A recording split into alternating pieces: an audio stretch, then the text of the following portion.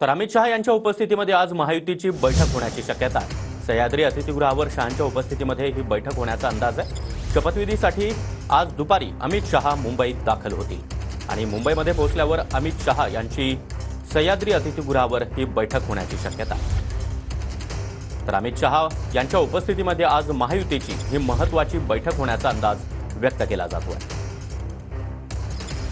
आजच्या ऐतिहासिक अशा शपथविधी सोहळ्यासाठी पंतप्रधान नरेंद्र मोदी त्याचबरोबर केंद्रीय गृहमंत्री अमित शहा, भाजप अध्यक्ष जे.पी. नड्डा यांच्यासह इतरही अनेक मोठे नेते मुंबईत पोहोचणार आहेत आणि मुंबईमध्ये दाखल झाल्यानंतर अमित शहा यांच्या उपस्थितीमध्ये महत्त्वाची बैठक पार पडणार आहे। आणि विनायक डावरुंग या संदर्भात अधिक माहिती देण्यासाठी आपल्यासोबत आहेत। विनायक, अमित शहा महायुतीची आज मोठी बैठक घेण्याची शक्यता देखील व्यक्त केली जाते।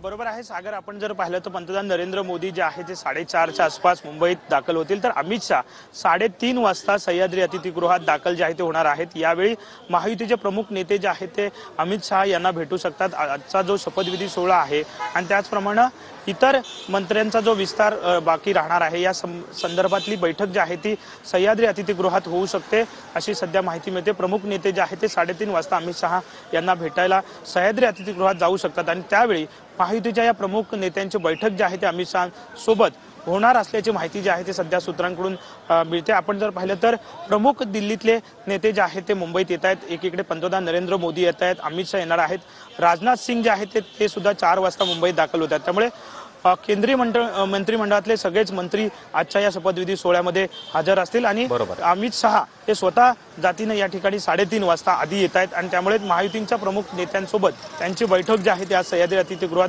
होण्याची शक्यता आहे। नक्कीच विनायक, धन्यवाद तुम्ही दिलेल्या या माहितीसाठी।